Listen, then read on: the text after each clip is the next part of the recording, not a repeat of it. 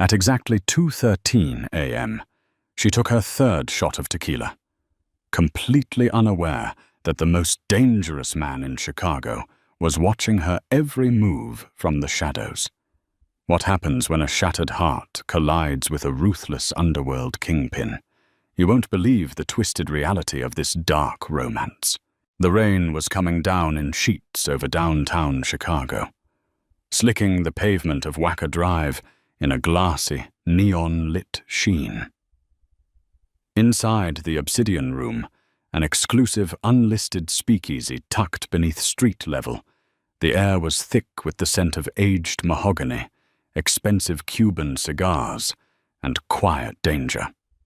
It was a sanctuary for the city's elite and its most corrupt, a place where aldermen drank with extortionists and federal judges turned blind eyes. At 2:13 a.m., the crowd had thinned to a smattering of insomniacs and predators. But Declan Fitzpatrick only had eyes for one woman.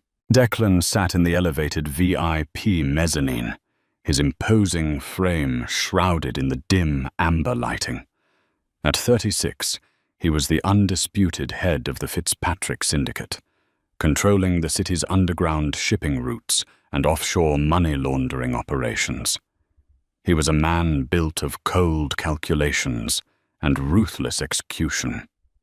Yet, for the last 45 minutes, his dark, calculating gaze had been entirely captivated by the woman sitting alone at the far end of the marble bar. Her name was Madeline Hayes. She didn't belong here. That much was obvious. She wore a tailored charcoal grey trench coat over a silk emerald slip dress that looked like it had been hastily thrown on. Her chestnut hair was damp from the rain, cascading in messy waves over her shoulders. But it was her posture that caught Declan's attention, a fascinating mixture of utter defeat and reckless defiance. Before her sat a crystal tumbler and an almost empty bottle of Clase Azul Reposado tequila. Next to the bottle, gleaming under the low pendant lights, was a discarded 2-carat diamond engagement ring. "Boss!" A gruff voice broke through the low hum of jazz playing in the background. Liam O'Connor. Declan's second-in-command stepped into the booth, holding a secure encrypted tablet. "The shipment from the port of Baltimore just cleared. We're looking at a $3 million surplus, but we have a slight problem with the Carmichael account." Declan didn't look away from Madeline. He watched as she lifted the heavy crystal tumbler to her lips, wincing slightly as the top-shelf liquor burned its way down her throat. "What about Carmichael?" Declan murmured, his voice a low, gravelly baritone that commanded instant obedience. "Bradley Carmichael missed his second deadline," Liam reported, his tone tightening. "He's dodging the wire transfers. Rumor is he's trying to liquidate his assets and book a private charter to Geneva. We think he's planning to run with our money." Bradley Carmichael, a hotshot corporate attorney who had thought he was smart enough to wash money for the Irish mob through complex Delaware LLCs. He was a dead man, walking. "Find him," Declan said softly. "Freeze every account. Lock down his passport. If he tries to board a plane, break his legs and bring him to the warehouse on 18th Street. Understood." Liam paused, finally following Declan's line of sight down to the bar. "Do you know that woman, Declan?" "No," Declan replied, his eyes narrowing as he watched Madeline drag a delicate finger through the condensation on her glass. "But she's drinking like the world is ending, and she'd just left a $40,000 ring sitting in a puddle of spilled lime juice. Down below, Madeline felt utterly numb. 12 hours ago, her life had been perfectly mapped out. She was an auditor at a mid-tier accounting firm, engaged to Chicago's most promising junior partner. But that afternoon, Bradley had left his unlocked iPad on the kitchen island. What started as a harmless glance at a flashing notification unraveled into a catastrophic discovery. It wasn't just the visceral, stomach-churning texts between Bradley and a paralegal named Vanessa. It was the financial documents she found in an encrypted folder he'd carelessly left open. As an auditor, Madeline knew what she was looking at. Bradley wasn't just cheating. He was funneling massive amounts of untraceable cash through a shell company. A shell company named Hayes Holdings, LLC. He was using her name, her social security number. If the authorities came knocking, the paper trail led directly to her. She had confronted him. He had lied, then threatened her, telling her she was in way over her head, and to keep her mouth shut if she wanted to live. She had thrown her ring at him, packed a single bag, and walked out into the thunderstorm. Now, hiding out in the only high-end bar she knew, stayed open past 2 a.m. The reality was crashing down on her. The tequila was supposed to numb the betrayal of the affair, but it was the terror of the financial crime that was keeping her awake. Declan watched her shoulders shake as a silent sob racked her small frame. He felt an entirely unfamiliar sensation coil in his chest. It wasn't pity. Declan Fitzpatrick didn't know the meaning of the word. It was a primal, territorial pull. He stood up, buttoning his bespoke midnight blue suit jacket. "Handle Carmichael," Declan ordered Liam, his eyes locked on the woman at the bar. "I have some business to attend to." The stool next to Madeline scraped softly against the hardwood floor. She didn't look up, assuming it was just another late-night drunk looking for company. "Seats taken," she muttered, staring intensely at the amber liquid at the bottom of her glass. "By a ghost, it seems," a deep, smooth voice replied. Madeline turned her head, her breath catching slightly in her throat. The man sitting beside her wasn't a rambling drunk. He exuded an aura of absolute power. He was staggeringly handsome, with sharp, aristocratic features, dark hair swept back with careless precision, and eyes the color of shattered storm clouds. The scent of him, cedarwood, expensive tobacco, and a hint of gunpowder, cut through the haze of the alcohol. "I prefer drinking alone," Madeline said, trying to summon a glare, though her red, puffy eyes ruined the effect. Declan signaled the bartender, Harvey, with a microscopic nod. Within seconds, a fresh glass of ice and a bottle of 20-year-old Pappy Van Winkle bourbon appeared before him. A woman drinking alone at 2:13 a.m. on a Tuesday in a place like this isn't looking for solitude, Declan observed calmly, pouring himself a measure. "She's looking to forget something, or someone." He glanced deliberately at the discarded diamond ring on the bar. Madeline felt a defensive spark ignite in her chest. "It's really none of your business, but if you must know, I'm celebrating." "Celebrating?" "Yes. Celebrating the sudden and violent implosion of my entire life," she said, letting out a hollow, bitter laugh. The tequila had loosened her tongue, stripping away her usual cautious, auditor-like filter. "I found out today that my fiancé is a lying, cheating sociopath." Declan took a slow sip of his bourbon. "Many men are. But most women don't look over their shoulder every 30 seconds, like they're expecting a hitman to walk through the door." Madeline stiffened. Her heart hammered against her ribs. How did he notice that? "You're very observant," she whispered, her grip tightening on her glass. "It's my job to observe," Declan replied softly. "You're an auditor, aren't you? You have ink stains on the side of your left index finger, standard for someone who still reviews hard copy ledgers. Your coat is high quality but practical, and you just correctly identified a man as a sociopath rather than just a jerk, which means you found something more than lipstick on a collar." Madeline stared at him, genuinely unnerved. "Who are you?" "My name is Declan." he said, offering nothing more. And you are Madeline. Her blood ran cold. The alcohol haze evaporated instantly. How do you know my name? Because, Madeline. Declan shifted closer, the sheer physical mass of him completely blocking her off from the rest of the room. His voice dropped to a low, lethal whisper, meant only for her ears. The man you were engaged to, Bradley Carmichael, works for me.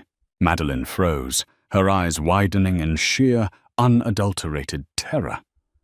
She couldn't breathe. The dim lighting of the obsidian room suddenly felt like a cage. You, she stammered, the pieces clicking together with horrifying speed. You're the money, the $3 million moving through the Caymans. You're the one he's laundering it for. Declan's storm-grey eyes flickered with genuine surprise, followed by a dangerous gleam of respect. She figured it out, and quickly. Bradley was supposed to wash that money quietly, Declan said, his tone conversational, yet laced with poison. Instead, he got sloppy. He skimmed off the top to fund a lavish lifestyle and an affair with a 22-year-old paralegal. But the worst mistake he made, Madeline, was trying to hide his theft by creating a dummy corporation under your name. Hayes Holdings. Tears pricked Madeline's eyes, not from heartbreak, but from profound, paralyzing fear. I didn't know, she whispered frantically, her hands shaking so badly her glass rattled against the marble. I swear to God, I didn't know anything about it until today. I left him. I have nothing to do with this. I believe you, Declan said smoothly. And to his own surprise, he did. He could read people better than anyone in Chicago, and the raw panic radiating from this woman was entirely genuine. She was a victim of Bradley's arrogance. Then let me go, she pleaded, sliding off the bar stool, her legs trembling. I won't say a word. To the police, to the feds, to anyone. I just want to disappear. Before she could take a step, Declan's large, warm hand clamped around her wrist. It wasn't bruising, but the grip was immovable. You can't leave, Madeline, Declan said, his voice dropping an octave, practically humming with authority. Why not? She choked out. Because. Declan nodded toward the entrance of the speakeasy. Madeline followed his gaze. 3 men had just walked through the heavy velvet curtains at the front door. They weren't wearing tailored suits like Declan. They wore dark leather jackets, their faces hardened, scarred, and scanning the room with predatory intent. One of them, a massive man with a jagged scar across his jaw, locked eyes on Madeline. Those men, Declan murmured, keeping her wrist firmly in his grasp, belong to the Volkov Bratva, a rival Russian syndicate. Bradley didn't just steal from me. He borrowed money from them to try and cover up what he stole from my accounts. He owes them heavily.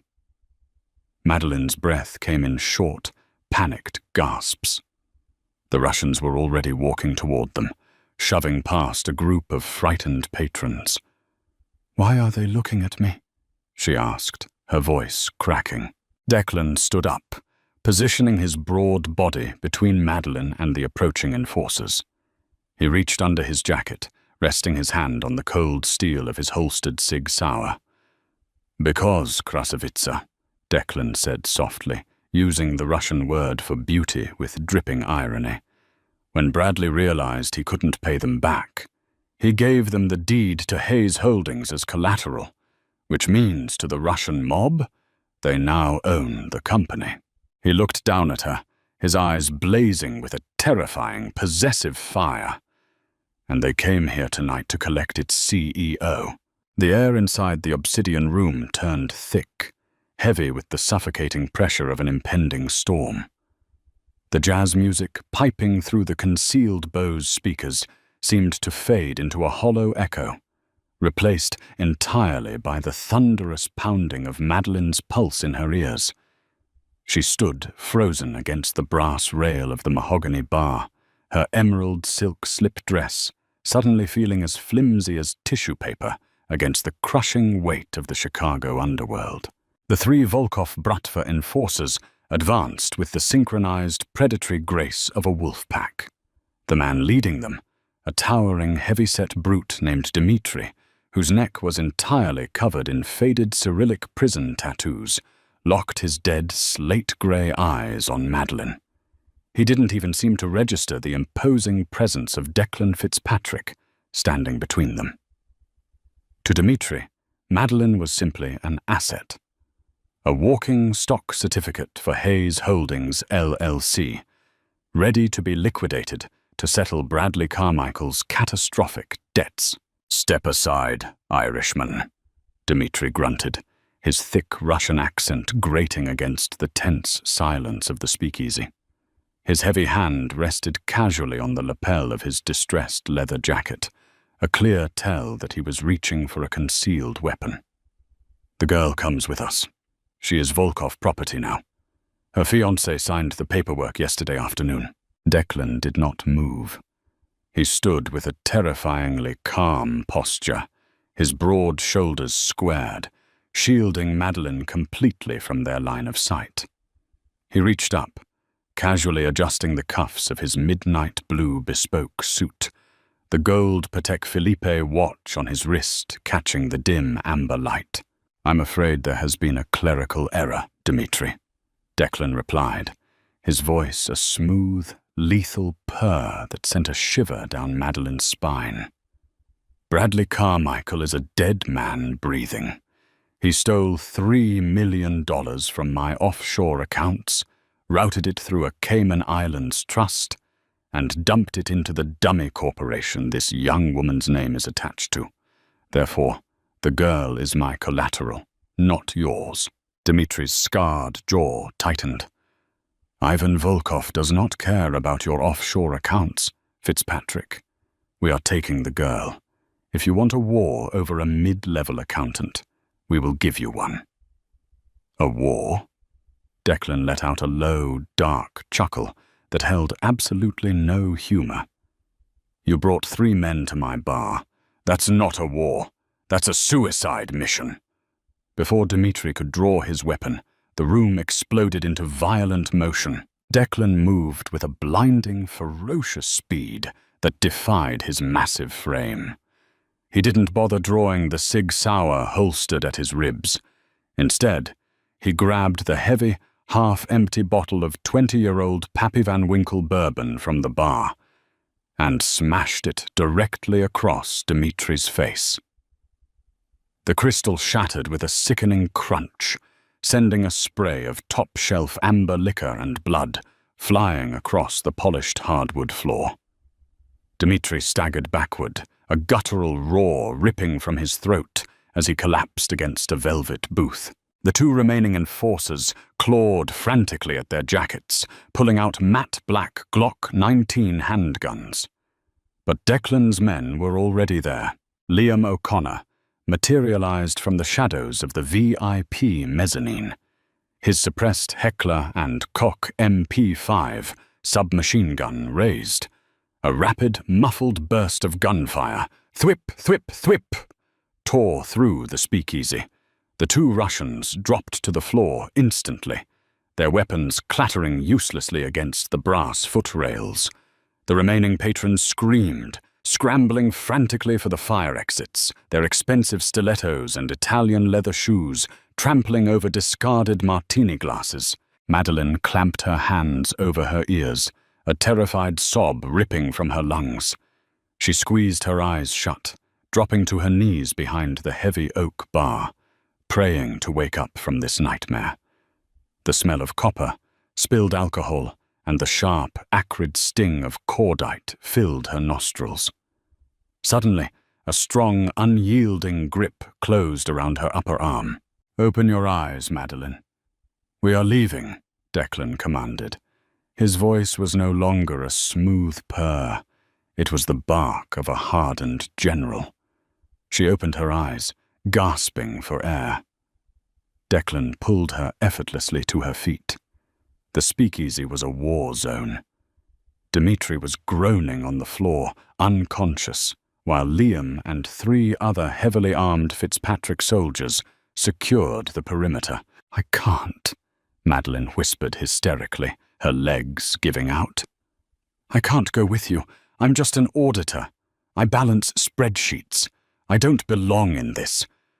Declan's storm-grey eyes softened for a fraction of a second, an entirely uncharacteristic flicker of empathy passing through his cold exterior. He reached out, his warm, calloused hand gripping her chin, forcing her to look directly into his eyes. "Listen to me carefully," he said, his voice dropping to a low, hypnotic register that grounded her spiraling panic. "If I leave you here, the Volkovs will find you before the sun rises over Lake Michigan. They will drag you to a warehouse in Gary, Indiana, and they will torture you until you sign over every asset in that LLC. Then they will put a bullet in the back of your head and dump your body in the river. Bradley sold you to the devil, Madeline. But tonight, you are with me, and no one touches what is mine. Do you understand?" The sheer, possessive intensity in his words sent a jolt of electricity straight to her core. No one touches what is mine. She was trading one monster for another, but as she looked at the shattered glass and blood on the floor, she knew Declan Fitzpatrick was the only monster capable of keeping her alive. She gave a small, jerky nod. "Good girl," Declan murmured. He stripped off his tailored suit jacket and draped it over her shivering shoulders. The heavy fabric smelled of cedarwood and gunpowder, wrapping her in a strange, terrifying cocoon of safety. With his arm firmly wrapped around her waist, Declan guided her out the back exit of the obsidian room. The freezing Chicago rain immediately soaked her hair, but she barely felt it. Waiting in the rain-slicked alleyway was a fleet of armored, matte black Mercedes-Benz G-Class SUVs. The engines rumbled with a deep, menacing growl. Liam opened the heavy, bulletproof rear door of the lead G-Wagon. Declan practically lifted Madeline into the back seat, sliding in right beside her. The doors slammed shut, sealing them inside the soundproof, leather-upholstered cabin. "Drive," Declan ordered the driver. "Take us to the penthouse at the St. Regis and call Dr. Gallagher. Tell him to meet us there. The girl is going into shock." As the heavy armored vehicle tore out of the alley and sped onto Lower Wacker Drive, Madeline huddled against the far window, pulling Declan's jacket tighter around herself. She stared at the passing blur of city lights, her mind completely fractured. 12 hours ago, she was agonizing over flower arrangements for a wedding at the Drake Hotel. Now, she was an accomplice to a multi-million-dollar money laundering scheme, a target for the Russian Mafia, and a captive of the Irish syndicate's most ruthless kingpin. Declan poured a measure of water from the vehicle's built-in minibar and pressed the crystal glass into her trembling hands. "Drink," he instructed gently. She took a sip, her teeth chattering against the rim of the glass. "What happens now?" she asked, her voice barely a whisper over the hum of the SUV's powerful V8 engine. "When you get your money back from the Russians, what happens to me?"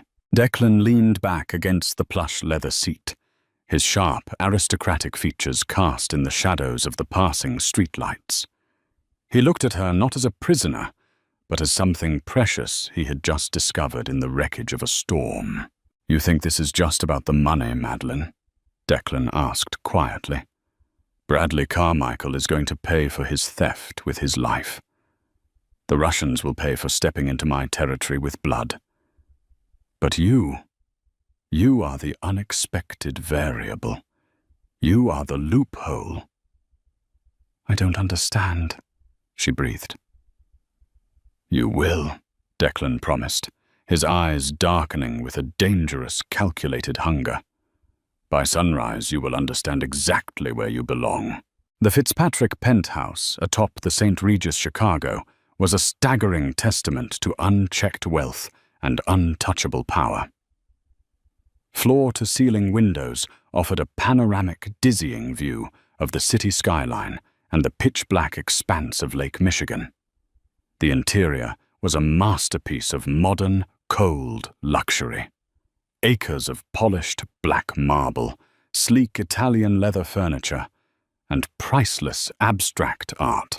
Madeline stood in the center of the sprawling living room, feeling entirely out of place. She had showered in a bathroom the size of her entire apartment, washing the smell of the speakeasy from her skin, and changed into a pair of silk pajamas provided by one of Declan's silent, terrifyingly efficient housekeepers.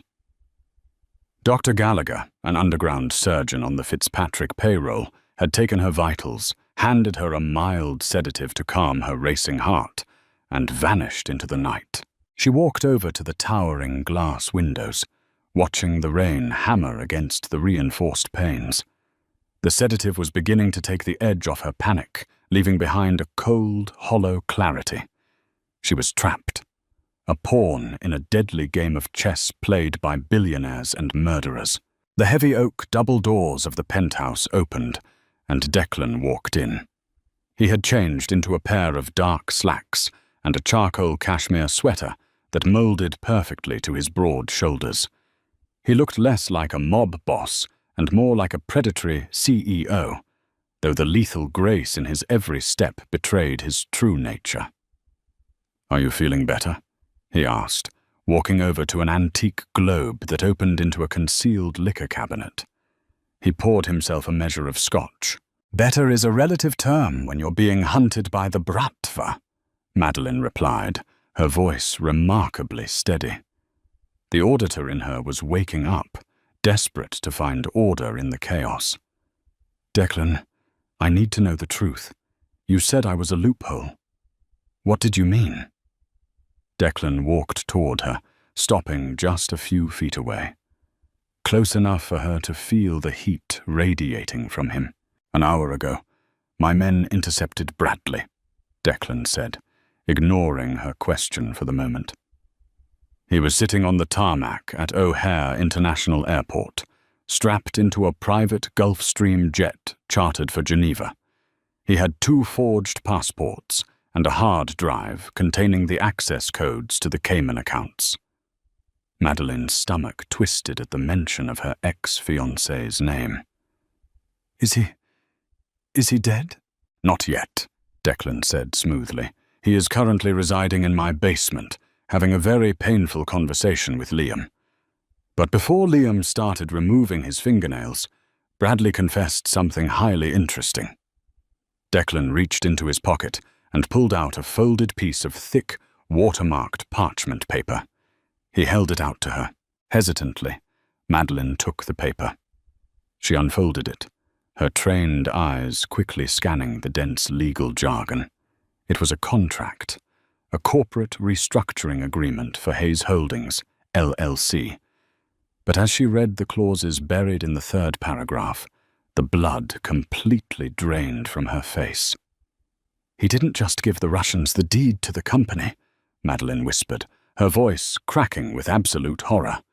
He took out a corporate-owned life insurance policy." "Yes," Declan said, his voice turning dangerously soft. "A key person insurance policy, valued at precisely $10 million, payable directly to the primary shareholder of the holding company." Madeline looked up, her eyes wide with terror. "The Russians are the primary shareholders now. Bradley gave them the company." "Which means," Declan finished for her, "you are worth absolutely nothing to the Volkov Bratva alive. They don't want the LLC, Madeline. They want the $10 million payout. And the only way they get that money is if you die in a tragic, documented accident. Bradley set you up to be murdered so he could pay off his debts and escape to Switzerland with his new mistress." The paper slipped from Madeline's trembling fingers, fluttering to the black marble floor. Her knees buckled. Declan was there in a heartbeat. He caught her by the waist before she hit the ground, pulling her flush against his solid chest. She buried her face in his cashmere sweater, completely shattered. The man she had loved, the man she was supposed to marry in 3 months, had orchestrated her assassination to cover his financial crimes. "I'm dead," she sobbed into his chest, her fingers curling desperately into the fabric of his sweater. "They're going to kill me. There's nowhere I can hide. They have unlimited resources." "Look at me," Declan ordered, his voice fierce, cutting through her despair. He framed her tear-stained face with both of his large hands, forcing her to meet his stormy gaze. "You are not going to die. I told you, you are a loophole. The insurance policy only pays out to the primary shareholder of Hayes Holdings." "But Bradley gave the shares to the Volkoffs." "Bradley signed a piece of paper," Declan countered, a dark, predatory smile curving his lips. "But legally, as the registered CEO and namesake of the corporation, you have the power to dilute the shares. You can issue a massive block of new stock, making the Volkoffs' shares completely worthless. But to do that legally, to make it completely bulletproof against any international court or underworld tribunal." He paused, his thumb gently wiping a tear from her cheek. "You need to transfer the controlling interest of the company to a partner, a spouse." Madeline froze, her breath catching in her throat as the sheer magnitude of his words settled over her. A spouse? "If you marry me, Madeline," Declan said softly, the lethal kingpin melting away to reveal a man fiercely, inexplicably possessive of the woman trembling in his arms. "The assets of Hayes Holdings merge with the Fitzpatrick Syndicate. The Volkoffs lose their claim. The insurance policy becomes null and void, because I will be the beneficiary. And Ivan Volkov knows that if he touches a hair on my wife's head, I will burn Moscow to the ground." Madeline stared at him, her mind spinning. "You want to marry me? To save my life?" "I want to marry you," Declan corrected, his gaze dropping to her lips. "Because from the moment I saw you sitting at that bar, breaking down but refusing to completely shatter, I knew you belonged to me. Bradley Carmichael was a fool who threw away a diamond to play with cheap glass. I am a man who protects his treasures." He leaned in, his forehead resting against hers. "Marry me, Madeline. Let me be the monster that guards your door. Let me give you the world, and in return, you give me your loyalty." It was madness. Absolute, terrifying madness. But as Madeline looked into the eyes of the most dangerous man in Chicago, she didn't feel fear anymore. She felt an overwhelming, undeniable sense of safety.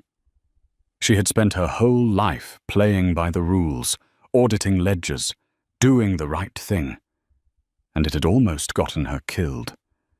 Maybe it was time to let the devil rewrite the rules.